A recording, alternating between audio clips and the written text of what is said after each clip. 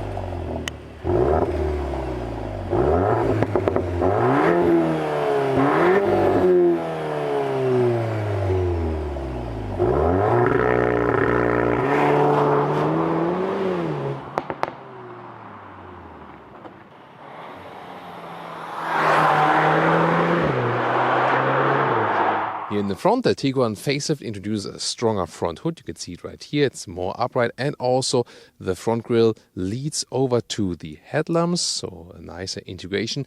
And then here the R. The R model also gets a stronger spoiler, for example, in the lower part. Bigger air intakes right here, really massive. Contrasting black spoiler here in the high gloss black. The length is at 4 meters 51 or 178 inches. And so the VW Tiguan is still a compact SUV, well, or a mid-size SUV depending on the definition. The thing is that the exterior dimensions are still somewhat in a way that you can find a parking spot or so. However, it already has a lot of space on the inside. We'll check it out in the interior review. Here, the R model now, special features. Get an R badging right here, then contrasting mirror caps in this matte silver finish, really beautiful. 20-inch wheels would be already standard for the R model, and these are even bigger, 21-inch wheels. Never thought that we have 21-inch wheels for a Volkswagen Tiguan, and really impressive styling. In the rear, the Tiguan facelift introduces these new tail lamps here that look a little bit more modern, and the special sporty R model, the badge right here, also with this new R logo. You know, a while ago they changed the logo for the whole R family. And in the lower part then you have the shiny gloss contrast once again in this diffuser style here in the lower end.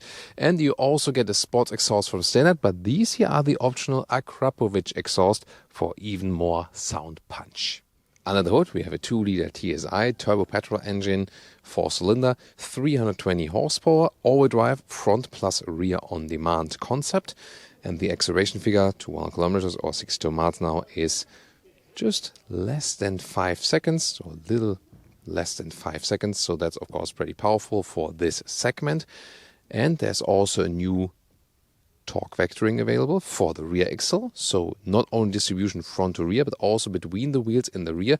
So for example, let's say we're going in a left corner, then the right outer wheel can receive more torque than the other side. So you're getting basically pushed out of the corner.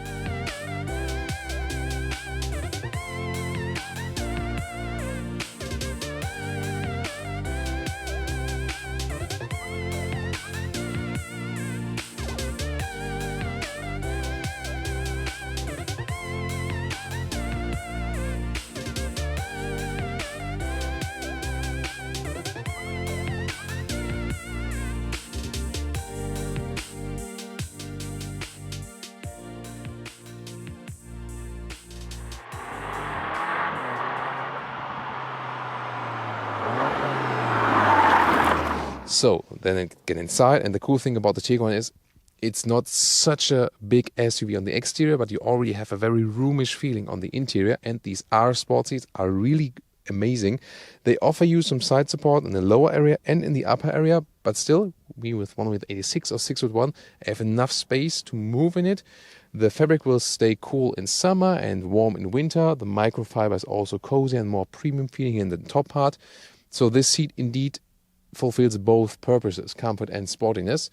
And here a lot of headroom is still left. You can also go for a panoramic roof. That would reduce the headroom a little bit, but still it would be really substantial, no problem as for that. You have special shifting pedals here also, and then the steering wheel can be moved up and down and in and out like this. So you find a very good seating position here. To me, at this size here, the Tiguan is the most comfortable SUV, I think. At this size, more comfortable would only be when you go for bigger SUVs.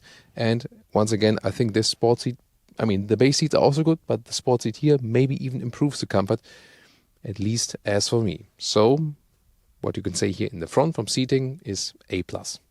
Interior overview, soft touch dashboard here. There's an additional cubby hole here in the top part. That's quite funny. You see basic Tiguan, not too fancy, but here the R model then gets this special new steering wheel with the shifting pedals and the R logo we've shown to you. From this perspective, very interesting also with the perforation here. But then again, this capacitive buttons here, heated steering wheel in 3 levels, that's a cool function, but there is some kind of a feedback, yes.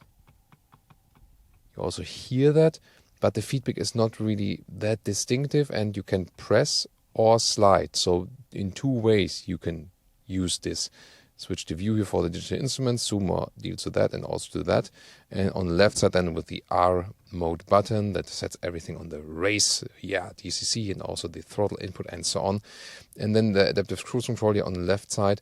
While driving, using it, it's really a hassle to do that. So that's visually a step forward, but from the control input a step backward. Analog screens would be sent for a normal Tiguan. Here the R automatically gets the 10-inch digital instruments. On the right side, you would in a base Tiguan have 6.5, then 8-inch would be standard for the Tiguan R already, and for mid-trim or like mid-trim Tiguans. And this one here is the option 9.2 without any button. You have gesture function, which sometimes likes to function, sometimes not. And the 8-inch one, I recommend the base one, because here then you still have a manual volume knob and also this zoom knob for the GPS. Digital instruments, you can change what you want to see in the middle, for example, also part of the map, or you can make it all the way full screen. That's of course the biggest advantage of these digital instruments. Pretty nice. And then you can also zoom in and out in the map with sliding on these new capacitive buttons.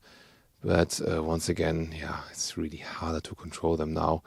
And there's plenty of legroom left. Again, the package of this vehicle is really good because we have only the transverse engine mount in the front, this MQB platform, so plenty of legroom left and also plenty of headroom left. Why would you go for such a performance SUV to have a practical sports car? Here with the electric hatch and also with a lot of room right here. You can also put a replacement tire there if you like, and just put a cabin trolley inside. You can see you have a lot of space indeed.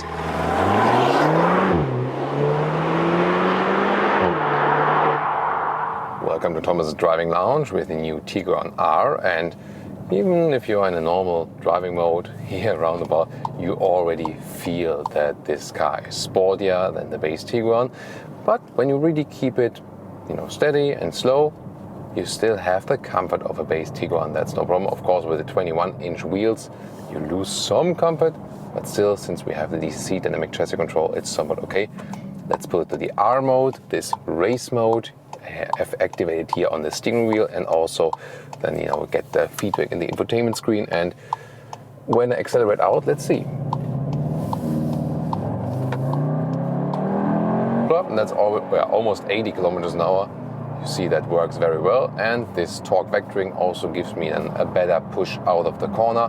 That's really cool. So the outside wheel gets a little bit more torque than the inside wheel, and that helps to turn it around basically. Here also then left and right, really good precise steering. I like that. It's a progressive steering. You don't have to steer that much.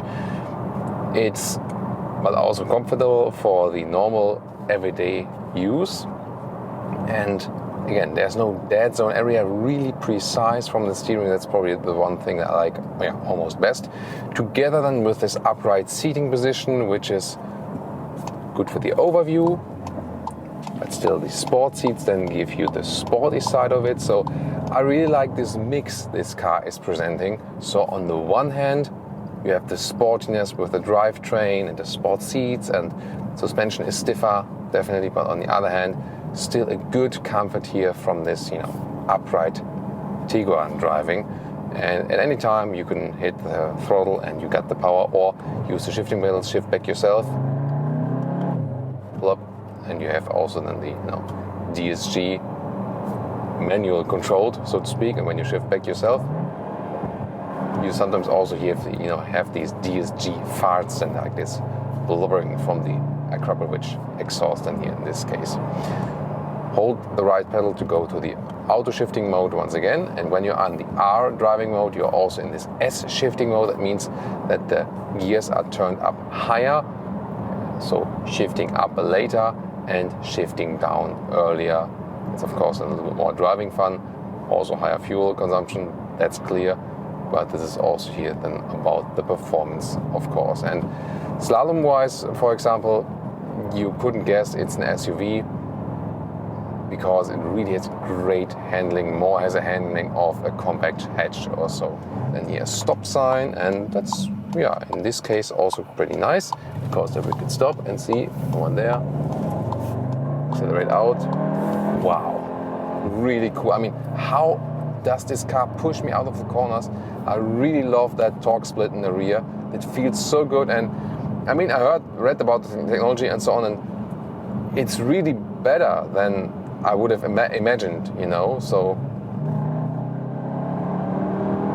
yeah, that is really so cool. Now we have some nice corners ahead, right here. It almost feels like a race car. I'm really, really impressed what Volkswagen R has done here. Also here, 100 kilometers an hour, still very good control also in slalom and like situations. And also the brakes are doing a good job, very well to control, exactly know what I'm doing, and can just stress again, that's really cool.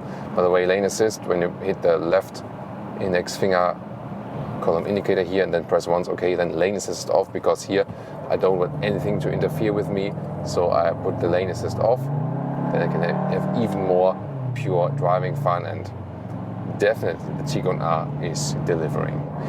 21-inch wheels, yes, you do feel them, when the road is even, they are great for sporty driving, definitely, but when there's like uneven parts in the road, then you feel the, more connection to the road, which is on the one hand desired for the sports model, yes. Oh, that was some bird poo, sorry about that. On the other hand, the thing is, I mean, you would have a little bit more comfort definitely with the 20-inch wheels, so I would advise you to stick with the 20-inch wheels. They also look massive on this car, just visually. That's actually totally fine. The 21-inch reduced the comfort a little bit, and for that addition to be a little bit better than for the visual part, I wouldn't really do that. The cruise control, by the way, if you go back to the normal mode, cruise control here, set it on the steering wheel, but again, it's not that intuitive to use as we would have the real buttons. By the way, here it's a little bit different than with the ID3, for example, where we also see this capacitive steering wheel, resume and set. Like this, resume 1 kilometer steps, set 1 kilometer steps back, and then when you had plus and minus, then you go 10 kilometer steps. So that's also the logic of the normal button steering wheel. This logic was different than in the Golf and in the ID3 we've seen. So not sure why they did the differentiation right there as for this respect. I really find it cool that we have the R mode directed to the steering wheel, so I don't have to do anything around here in the lower part and then only get to this racy mode. So really cool. I think best is really this mix between sportiness and comfort. I could very well imagine driving this as a just primary car also for the family and still have something to be able to play around with.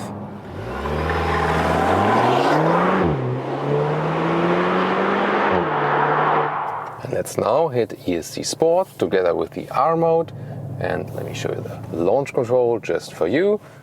Let's go.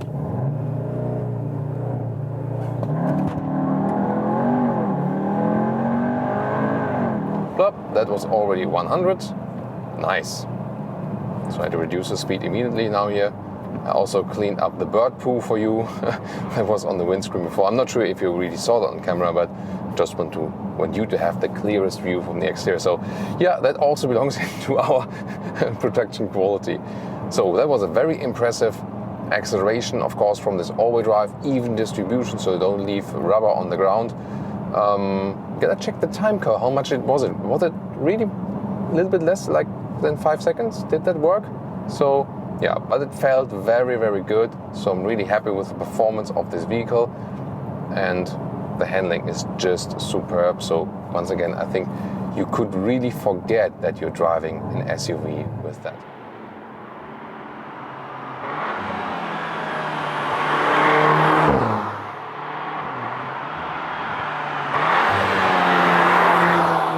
And now to our conclusion for today with the new Tiguan facelift, especially here the new Tiguan R. Well, the facelift made the front look a little bit stronger, and also in the interior there's new infotainment, so upgrades right there, and also new seats. But of course the special thing here is definitely the R version, most powerful, and an even stronger look right there in the front and also at the rear. And well, these massive wheels, so visually probably the most attractive and also the sportiest Tiguan ever. And I think it suits the car very well. Don't you think so as well? Interior, lovely sport seats here with the integrated head restraints and also sustainable and animal-free materials. So I think job well done with the seats. Also, we have the R button directly at the steering wheel. That's helpful. Yeah, but then capacitive controls, the rest of the steering wheel and also the temperature sliders. It looks cooler, but it's less intuitive to use. And also infotainment system-wise, the CPU should be a little bit more powerful. That would definitely help. Driving-wise, base Tiguan already was very good in the driving. The R, of course, here the sporty pinnacle now, especially with this torque vectoring that you can get a little bit better out of the corners. That is a lot of fun. Of course, you lose some comfort then with these big wheels and also with the stiffer setup here of the DCC. However, since it is an adaptive suspension, you still have somewhat of compromise between sportiness and comfort. A little bit better it will be with the 20-inch wheels, so I recommend you to stick with these. With the optional 21-inch, of course, there's less tire left for the dampening, but definitely overall a sporty, fun Tiguan, and yeah, one of the most desirable models they overall offer for the whole brand, definitely. Pricing, yeah, will be about 58,000 euros then, when you take an approximate German pricing. That's of course really tough to swallow for a Tiguan and also in general for a VW. Only other more expensive model they offer is the Touareg basically at that point. Yeah, but for that you get basically the whole package. Do you think it's worth it? Let's discuss it in the comments. What do you think about the new Tiguan R? Join us there and also join us for other versions of the Tiguan and also for other VW reviews. See you there. Thank you so much for tuning in today.